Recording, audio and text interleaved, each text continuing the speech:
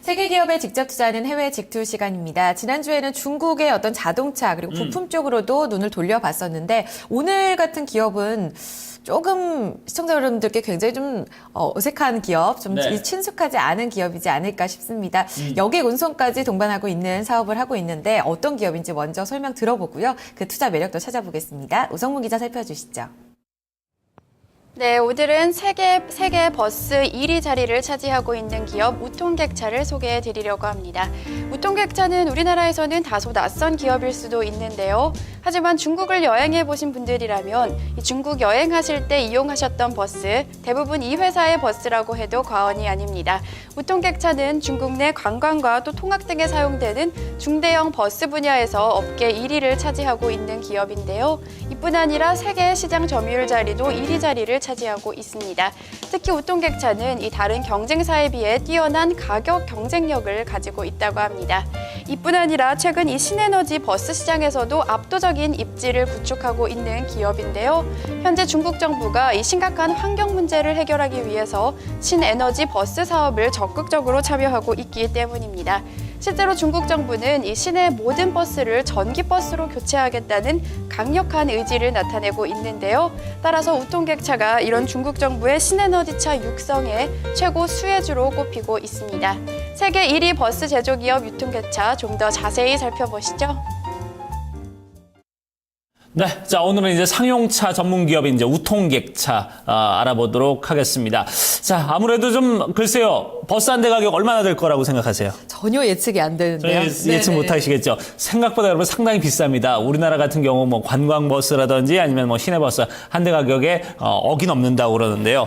그만큼 이제 어떻게 보면은 이 일반 승용차 한 대 파는 것보다 이 버스 한 대 파는 게 그만큼 더 매출이 높은 그런 상황이 아닌가 하는 생각이 드는데 그럼에도 불구하고 가격 경쟁력을 갖고 있는 기업이라고 하는데요. 저희가 오늘 자세히 얘기를 나눠보도록 하겠습니다.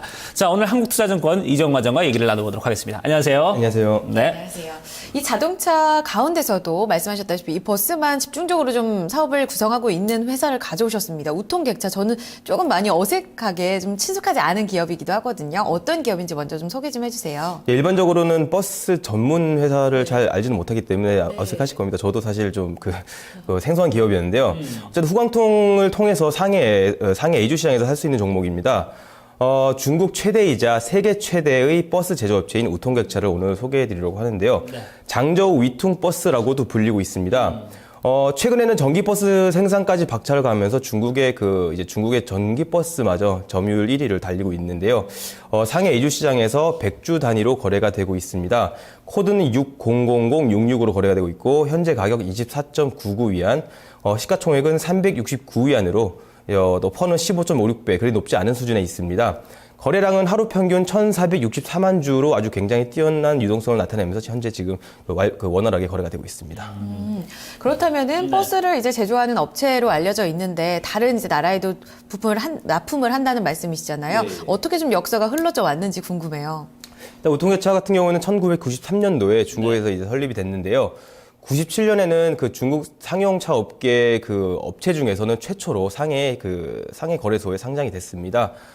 중국의 중대형 버스 시장에서 약 29%의 시장 점유율을 기록하면서 이제 최대를 기록하고 있고요. 세계 시장에서도 점유율 12%로 마찬가지로 1위를 나타내고 있습니다.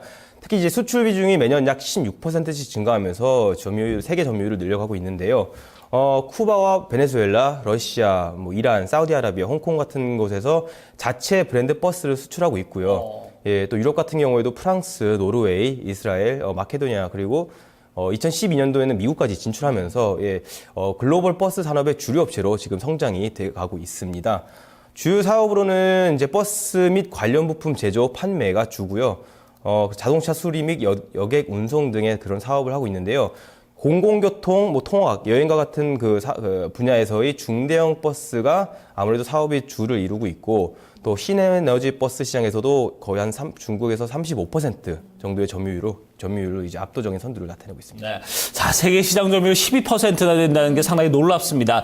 자, 그나저나 지금 우리나라 같은 경우는 뭐 승용차 만드는 기업이 상용차도 만들고 다 이제 이렇게 하는데 상용차만 전문으로 하는 기업은 좀 상당히 좀 낯선데, 자, 그동안 이제 최근에 어떤 수익률 추이는 좀 어땠는지 주가 수익률도 좀 체크를 해주시죠. 장기적으로 봤을 때는 아주 강세였습니다. 근데 그러다 보니까는 지난 한 해 동안에는 상대적으로 좀 약한 모습을 나타냈다고 느껴지는데요. 3년 동안에는 60.55%의 수익률을 기록했고요. 네. 뭐 지난 한 해 동안에는 43.54%, 그리고 최근 이제 6개월은 29.08%, 그 마지막 지금 최근 한 달 동안에는 5.31%의 수익률을 기록하고 있습니다. 네, 최근 실적은 어떤가요? 최근에는 이제 그 발표된 3분기 실적을 봤더니 뭐 매번 업계에서는 가장 최고의 성적을 나타내고 있습니다. 3분기 매출액 같은 경우에는 9,357억 원, 전년 동기 대비해서 40.7% 증가를 했고요. 당기순이익이 717억 원으로 전년 동기 대비해서 58.68%나 증가를 했습니다. 이런 호실적 같은 경우에는 그 상반기에 발표된 그 중국 정부에서 발표한 그 전기버스 보조금 정책, 그리고 세제 혜택 등으로 인한 그 전기버스에 대한 수요가 급증을 했고요. 또 뭐 앞으로도 이 증가세 지속으로 인한 그 이제 실적 개선 추세가 이어질 것으로 전망이 되고 있습니다. 네. 지금 말씀하신 그 전기버스에 관련된 그런 부분이 오히려 지금의 어떤 이 현재 우통객차의 지금까지의 상황보다 앞으로 좀 미래 가치가 그런 부분에서 조금 더 투자 포인트가 더 있다고 보여진다면서요? 예, 맞습니다. 이 전기버스가 가장 눈여겨봐야 할 부분인데요. 그 중국 정부가 이제 중국에 뒤처진 그 자동차 산업의 경쟁력 확보, 그리고 내수 성장, 그리고 가장 크게 환경 오염을 생각했을 때 이런 문제점을 해결하기 위해서 그 보급에 적극적인 상황입니다. 그래서 지난 2013년 말에 대기 오염 개선을 목표로 달성을 위해서 중국의 40개 주요 도시에다가 그 모든 시내버스를 이런 전기버스로 교체한다고 발표를 했습니다. 그래서 그 이제 한 2014년과 15년에 두 해에 걸쳐서 총 17만 대의 전기버스를 구매하기로 결정을 했는데요. 혹시 우리나라 버스의 연료는 대체로 못 쓰는지 혹시 잘 모르시죠, 보통? 우리나라 버스 글쎄 디젤? 그러니까 지금은 거의 CNG라고 압축 천연가스를 사용하고 있습니다. 근데 보통 이제 그 휘발유나 디젤에서 그 환경 오염을 생각했을 때 다음 단계로 가는 게 이런 천연가스인데, 중국 같은 경우에는 지금 정부에서 그 발표한 데다가 이제 그 모든 그 버스 업체들이 국영기업입니다. 네. 그러다 보니까 바로 그 뛰어넘어서 전기버스로 넘어갈 수 있는 그런 현실이 가능했던 부분이라고 보시면 될 것 같고요. 어쨌든 앞서 말씀드렸지만 우통객차의 그 버스 점유율이 1위이기 때문에 이런 정책으로 인한 그 수혜를 우통객차가 가장 많이 볼 것으로 예상이 되고 있습니다. 그리고 뭐 단순히 판매량에 따른 매출 증가만 기대할 것이 아니라 그 이익률 개선 또한 기대해 볼 수가 있겠는데요. 기존의 일반 버스의 그 중국에서의 판매 단가는 36만 위안, 우리나라 돈으로 한 6천만 원 정도 되는 금액인데요. 네. 이런 하이브리드 전기버스는 약 80만 위안, 그리고 순수 전기버스는 약 120만 위안 이상이기 때문에 그 한 대를 팔아도 2배에서 4배 정도의 가까운 매출 증가, 그리고 이익률 개선을 기대해 보실 수가 있는 부분을 한번 염두에 두셔야 될 것 같습니다. 그리고 우통객차가 최근 버스 부품 제조 회사를 인수하는 데 이어서 전기 자동차 관련 부품 회사도 인수했습니다. 중국 같은 경우에는 발전해 나갈 때 닥치는 대로 인수하는 그런 좀 특징이 있는데, 지금 우통객차도 지금 그러고 있는 중에 있고요. 그러다 보니까 이를 통해서 뭐 일반 버스나 전기버스에 대한 그런 생산 단가 하락도 기대해 볼 수가 있겠습니다. 마지막으로 딱 좀 투자를 포인트를 생각하셔야 될 부분이, 우통객차가 세계 제1의 업체가 될 수 있었던 이유가 이제 판매 단가에 있습니다. 아무래도 비슷한 그런 뭐 품질의 볼보나 다임러 같은 그런 버스보다는 거의 30% 이상 저렴한 가격에 판매되고 있기 때문에 이런 뭐 세계 시장에서 인기가 많은 건데, 이미 중남미 시장에서는 우통객차가 버스 시장을 이미 장악을 하고 있고요. 또 앞으로도 그런 뭐 비싼 개발도상국을 중심으로 계속 뻗어나갈 수 있을 거라고 예상이 되고 있는데, 특히 전기버스의 생산이 본격화될 경우에 이미 확보한 국가들을 토대로 그런 전기버스 시장까지 선점할 수 있지 않을까, 그렇게 생각이 되고 있습니다. 아무래도 뭐 지금까지 뭐 판매망이나 이런 부분에서 이제 많은 부분을 구축해 놨기 때문에 또 새로운 제품이 나온다면은 거기에 대해서 또 이제 영업을 하는 데는 더 무리가 없을 것이다. 그렇죠. 예, 이렇게 보면 최근에 또 되겠네요. 전 세계적으로 이 환경 오염에 대한 어떤 수혜라고 해야 될까요? 그런 수요가 높아지고 있으면서도 전기 버스에 대한 어떤 교체 수요가 점점 더 커지지 않을까 이런 생각을 해보게 됩니다. 말씀해 주신 걸 보면은 투자 포인트는 굉장히 좀 강력하다는 생각이 들거든요. 외국계 기관들 의견 어떤지 이를 바탕으로 장기 전략 세우면 어떻게 가져갈까요? 예, 지금 현재 시장에 총 18개의 의견이 나와 있습니다. 전부 매수 의견이 있기 때문에 상당히 기대가 되는 기업입니다. 예, 최근에 나온 목표가를 봤더니 에센스 증권이 33위안, 평안증권이 36위안, 또 그리고 중국 국제캐피탈이 35위안이었습니다. 중국 기업이다 보니까 약간 중국이나 이런 아시아 쪽 이제 외국계들이 많이 지켜보고 있는데요. 가장 낮은 목표가는 국태군안의 24위안이었지만은 이건 지난해에 나온 목표가였고요. 2015년 이후에 나온 가장 최근 목표가들을 평균적으로 봤더니 31.58위안의 목표가가 나왔습니다. 현재가 대비해서 거의 26.41%의 잠재 수익률을 기대해 보셔도 되는 그런 부분인데요.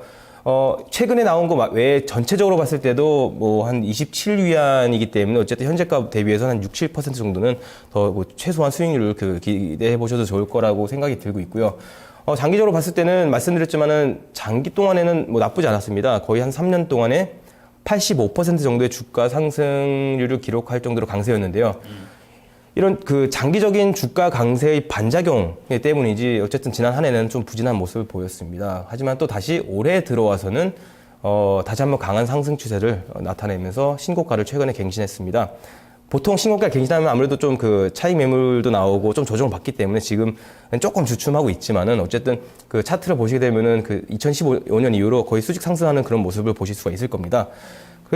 그리고 그동안 조금 부진했었던 이유는 전기버스에 대한 기대감이 조금 주가에 크게 반영이 되지 않았다는 그런 평가였거든요. 하지만 이제는 이제 2015년 들어와서는 본격적으로 교체 작업이 시작되고 있기 때문에 한번 기대해 보셔도 좋을 것 같고, 이제 그로 인한 실적 증거와 함께 주가 상승을 한번 기대해 보시면서 보시면 될 것 같습니다.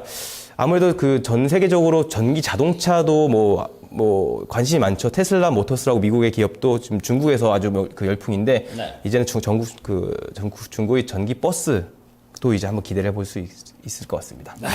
자, 중국의 어떤 환경 규제, 이런 부분과 맞물려서 또 세계적인 전기차 어떤 발전 추세와 맞물려서 상용차에 대한 전기차 적용으로, 더욱더 좀 미래 가치가 좀 예상되는 그런 오늘 우통객차 저희가 얘기를 나눠봤습니다. 전기버스의 본격적인 어떤 모멘텀을 기대해 보면서 올해 어떤 수직 상승을 다시 한번 기대해 볼 수 있지 않을까 눈여겨보시길 바라겠습니다. 이 시간 여기서 마무리 짓겠습니다. 한국투자증권 이재원 과장과 함께했습니다. 감사합니다, 과장님. 네, 고맙습니다. 네, 자, 이렇게 해서 토마토 모닝쇼 2부 순서 여기서 이제 모두 마무리를 짓도록 하고요. 저희 잠시 후에는 이제 국내로 눈을 돌려서 얘기를 나눠보도록 하겠습니다. 잠시 후 3부에서 다시 뵙겠습니다.